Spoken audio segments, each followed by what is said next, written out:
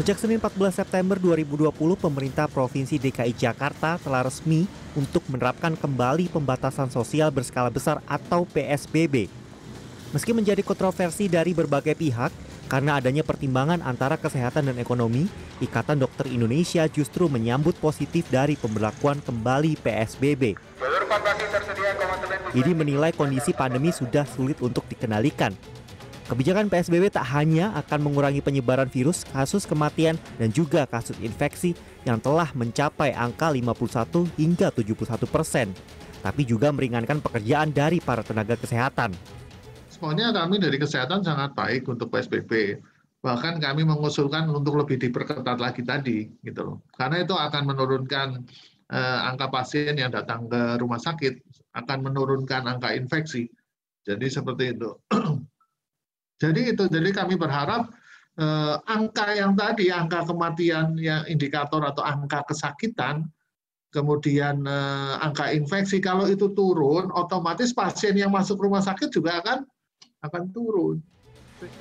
Wakil Ketua Umum PBID Higa menyatakan jika perlu, Pemprov DKI Jakarta bisa melakukan masa PSBB dalam waktu 3 minggu untuk hasil yang optimal, meski akan mengorbankan sektor ekonomi. Di sisi lain, epidemiolog Universitas Indonesia Triunis Miko Wahyono menilai efektivitas dari PSBB kali ini akan berkurang dibanding PSBB yang pada April lalu pernah dilakukan.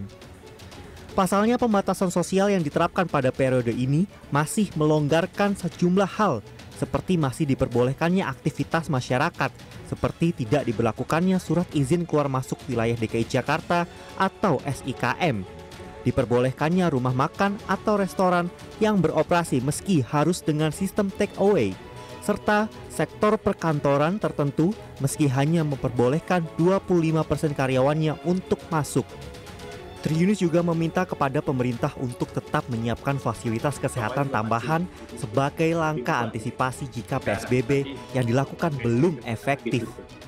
Jadi efektivitasnya akan lebih kecil dibanding dengan PSBB pertama. Jadi kalau efektivitas PSBB pertama katakanlah 70%, sekarang mungkin efektivitasnya akan lebih kecil. Oleh karena itu harus disiapkan fasilitas kesehatan cadangan, mau itu instalasi pemerintah atau gedung pemerintah maupun itu rumah sakit lain yang dilibatkan dalam COVID ini. Kemudian tenaga cadangan.